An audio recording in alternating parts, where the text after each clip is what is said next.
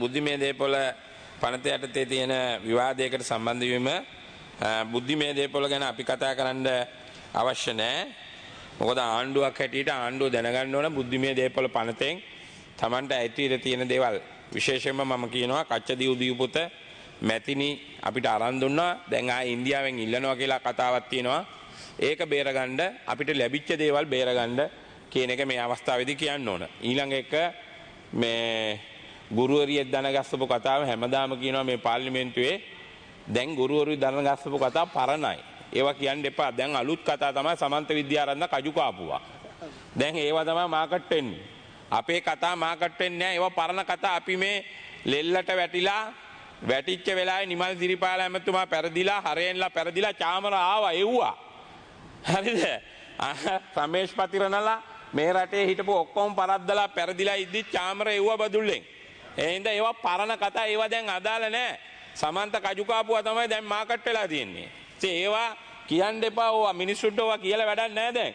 ඒක නිසා මම කියන්න ඕනේ මහේස්ත්‍රාත් අධිකරණයේ ශ්‍රේෂ්ඨ අධිකරණයේ නඩුව නිදොස් කොට නිදහස් කරා. ඊළඟට සමන්ත ඊයේ පෙරදා එමෙතුමා කියනවා මට මේ බෑග් බෙදලා නඩුවක් තියෙනවලු. මේ බැංකුවේ මිනිස්සුන්ට මොලේ අමාරුවක් නැහැ. මගේ account එකට සල්ලි දාන්න බෝඩ් එකකින් අනුමත කරලා බෝඩ් එක බැංකුවේ වල මේ මහජන බැංකුව ලංකා බැංකුව කියන්නේ මේ මොලේ අමාරුවක් තියෙන මිනිස්සු ඉන්නවද? මට කලින් හිරේ යවන්න ඕනේ එහෙමනම් ඒ අය. මම සමන්තට කියනවා සංජය කියන්නේ සමන්තගේ සංජය කියන්නේ බදුළු පිටිය සමන්තගේ කාර්යාලයේ ඉන්න එක්කෙනාගේ නෝනා තමයි CC හිටියේ මගේ කාර්යාලේ. අන්න එයා ගිහිල්ලා බයිබරියකට ෆයිල් එක බාර දුන්නා. ඉතින් ඒ නිසා එයාට කියන්න බයිබරියකේ ෆයිල් එක තියෙනවා කුණු වෙවි තියෙනවා. අරන් ගිහිල්ලා දාගන්න ඕගොල්ලෝගේ ආණ්ඩුව.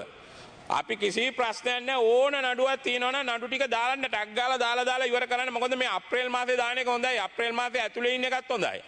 මොකද නැත්තම් අවුරුදු උත්සවකාරෝ අපි හොයාගෙන එනවා. ඉඳා දාගන්න ඕන නඩුවක්. ඒවට අපි ඒවට බය නැහැ. අපි නඩු වලටත් බය නැහැ. ඒ නිසා මම මේ වෙලාවේදී කියන්න ඕන මේ පොස්පේට් එක ගැන සමන්ත මන්ත්‍රීතුමා දන්නේ මේ තමුත් එකම ඉන්නවා වසන්ත සමරසිංහ ඇමතුමා දන්නවා පොස්පේට් එක. පොස්පේට් අවුරුදු 22ක් විකුණන්න බැරුව හිඟා නොකා හිඟා කෑවා පොස්පේට් එකේ මිනිස්සු. ඕඩි වෙලා තිබ්බේ ලක්ෂ 150 මම ගන්නකොට. බිලියන 1.5කට ලාභ පෙන්නුවා මම. අවුරුදු 22ක් බුලංකුලම නඩු තීන්දුව පැත්තකින් තියලා. විකුණන්න බැරි වෙච්ච පොස්පේට් වික්කේ. විකුණලා නැව් 50ක් විතර වික්ක අවුරුදු 22කට පස්සේ. අනිත් එක ඩොලර් වලට රොයල්ටි එක ගහන්නේ භූවිද්‍යාවක. සමන්ත විද්‍යාරත්න මන්ත්‍රීතුමා දන්නවද රොයල්ටි ගහන්නේ කොහෙන්ද කියලා? ඩොලර් වලට ලෝකෙට විකුණන ඩොලර් වලට රොයල්ටි එක ගන්නේ භූවිද්‍යාවක. භූවිද්‍යාවක රොයල්ටි එක ගත්තන් පස්සේ තමයි භූවිද්‍යාවකෙන් තමයි තීරණය කරන්නේ මේ විකුණන ගාන. මේවා නොදැනව කතා කරනවා පාර්ලිමේන්තුවේ මිනිස්සු මේ උමාවේ හිල කියලා කිව්වා. උමාවේ හිලක් තියනවා කියලා. දැන් උමාවේ හිල නැහැ.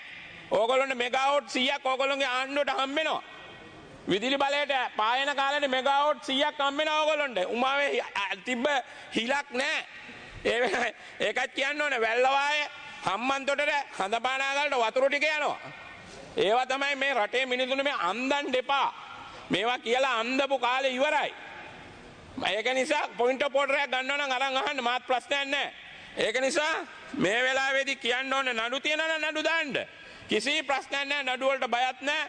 ෆයිල් තියනවා නම් අරන් ගන්න. ඕවා පරණ වෙන්න ඉඩ තියන්නවා. මොකද පරණ වෙච්ච ගමන් අධිකරණයෙන් කියනවා මේවා 2016 නඩු මේවා 2015 නඩු කියලා අපදෙනවා. ඉතින් අපදෙන්නේ නැති වෙන්න ඇතුළටම දාන්න නඩුව. අනේකත් මම මේ වෙලාවේදී කියන්න ඕන.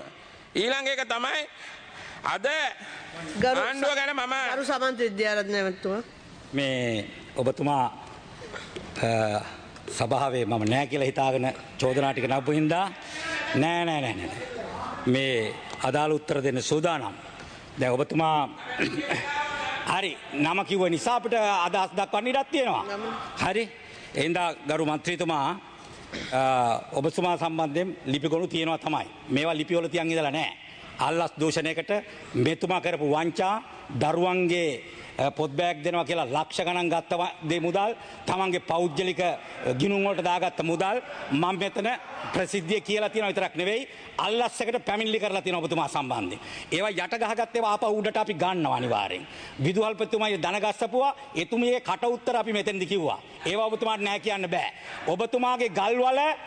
ඔබතුමාගේ ගල්වල මහාමාර්ග රක්ෂිතේ මැෂින් හයි කරපුවා ඔක්කොම එළියට ගන්නවා.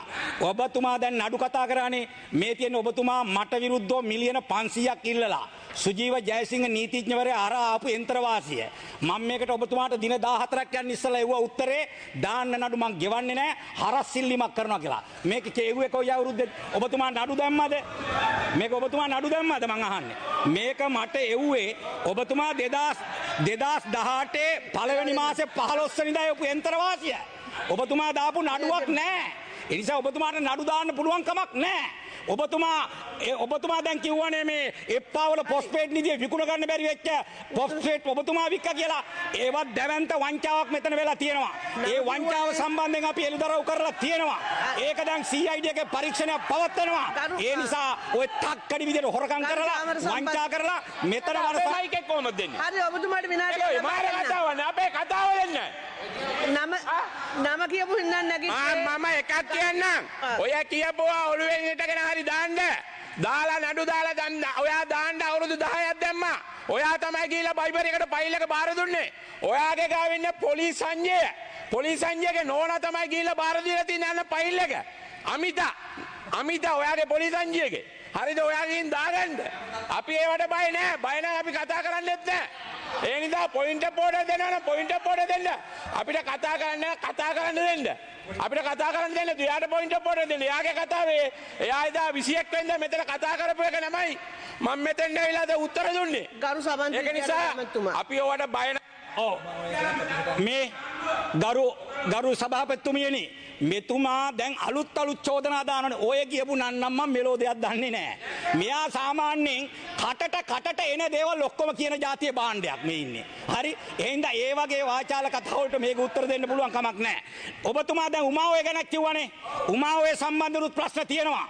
ඔබතුමාගේම පළාතේ ඔබතුමාගේම ආසනේ මිනිසුන්ට අච්චර විපතක් ඇද්දි පැත්ත පළාතේ ආපු නැති මිනිස්සයා. හරි? අපි ශ්‍රේෂ්ඨාධිකරණේ 48 වතාවක් ආවා මේ මිනිසුන්ට සහන ගන්න. එහෙම ඇවිල්ලා තමයි නිවාස වන්දි ටික අරන් දුන්නේ. වතුර ටික දුන්නේ. එහෙම තමයි වගා වන්දි අරන් දුන්නේ. ඔබතුමා මොනවද කරේ? ඔබතුමා පළාත් සභාවේ කිව්වේ මේ ව්‍යාපෘතිය කෙරෙන්න ඕන කියලා. අපි හෙට කුසිකර්ම අමාත්‍යංශ මන්ත්‍රීතුමා ගරු මූලාසනේ මන්ත්‍රීතුමිය මේක ඔයා තමයි ගිහිල්ලා AG ඔෆිස් එකේ බුදියගෙන ඔයාට AG ඔෆිස් එකේ බුදියගෙන මට කෝල් එකක් දුන්නා මහේමතුමා මේක බේරගන්න. අපි මේ උද්ඝෝෂණයෙන් අයින් කරන්න. මම තමයි වතුර දුන්නේ පාරවල් ඇදී ඔක්කොම කරේ. මම මහේමති කාලේ. ඔයා ඒක පිළිගන්නේ. ඔයා තමයි උද්ඝෝෂණය කළා වාඩි වෙලා ඉඳලා රෑ නිදා ගන්න ගෙදර යනකොට මට කතා කරේ මේ උද්ඝෝෂණය ඉවර කරන්න කියලා. බොරු කියන්න එපා නිකන්. මිනිස්සුන්ට මේ නිකන් අන්දන්න එපා. ඔයා උම්මාවේ හිලක් තියනවා කියන්නේ මේ රටනම කියලා ඉවරලා පච වුණා. අදත් පච වෙලා ඉන්නේ තමුසේ. පච වෙච්ච මිනිස්සුත් එක පච වෙන්න ඕනේ නැහැ.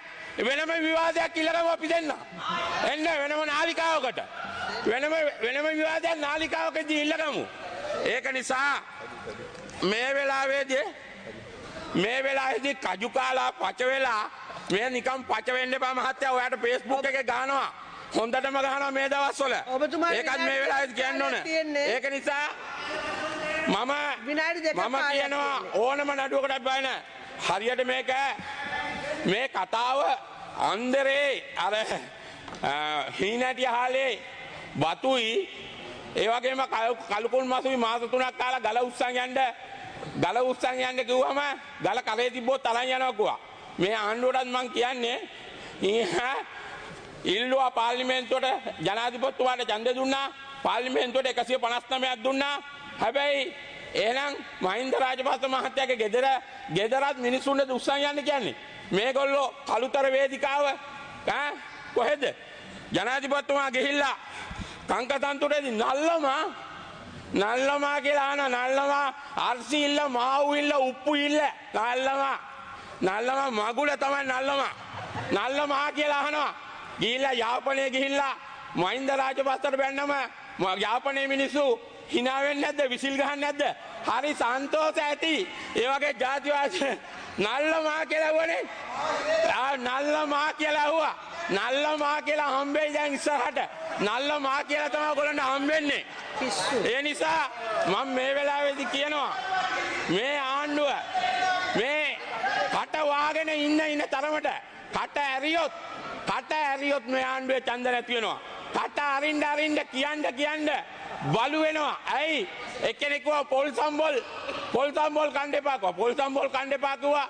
කිරිහොදි කන්න එපා කිව්වා. මොනවද කන්නේ මිනිස්සු? මොනවද මිනිස්සු කන්නේ? කට අරින ගානේ කට ඇරියොත් ඡන්දයක් ඉවරයි. දැන් මොකද්ද උනේ නිදහස් උත්සවයේ දවසේ? නිදහස් උත්සවයේ දවසේ කජු කෑවා. කීල දසදලා කජු කාලා පච වුණා. පච වෙලා ඉවරයි. එහෙම පච වෙන්න එපා. ඒ නිසා මම මේ වෙලාවේදී කියන්නේ අපිට නිකන් බොරුවට බයිලා ගන්න එපා. අපි විපක්ෂේ ඉන්නේ. අපි විපක්ෂින් තමයි මට 19000ක් දෙනකොට එයාට 210000ක් මිනිස්සු දුන්නේ. මට 19000ක් දීලා එයාට 210000ක් දුන්නේ ඒ හින්දා තමයි. ඒකින්ද මේ වෙලාවේදී ගන්න දෙයියෝ නඩු ටික දාන්න ටක් ගාලා එදා කියනවා නඩු දානවා අපි නඩු වලට බය වෙයි. ගිහිල්ලා දාගන්න. ඕක ගිහිල්ලා දාගන්න අද උදේත් මම කිව්වනේ නඩු දාපු විදිය එක ලේකම් කෙනෙකුට එක විදියක් අනිත් ලේකම්ට එක විදියක්. අවසන් කරන්න. හරි. එහෙමනම් හැබැයි මට මෙතන ලොකු අසාධාරණයක් කරා ඔබතුමිය. මූලාසනේ මන්ත්‍රීතුමිය. මොකද මගේ කතාවට පිටින් ඇවිල්ලා එතුමා එදා 21 වෙනිදා මට මගේ නම කියලා කතා කරපු වෙලාවේ මම මෙතෙන් දැයිලා එතුමාට බාධා කරේ නෑ. මාත් එදා එළිය හිටියේ. නමුත් අද මගේ කතාවට සම්පූර්ණයෙන් බාධා කරා. වැඩිපුර විනාඩි 2ක් කාලයක් ඔබතුමාට ලබා ඔන්න විවාදයක් කරමු. ඒක නිසා මම මේ වෙලාවේදී කියනවා මේ වගේ බොරු පචහලන ඇමතිලා තියාගෙන මේ ආණ්ඩුව ජනාධිපතිතුමා යන ගමන කන්නේ මෙන්න මේ වගේ ඇමතිලා. ස්තුතියි.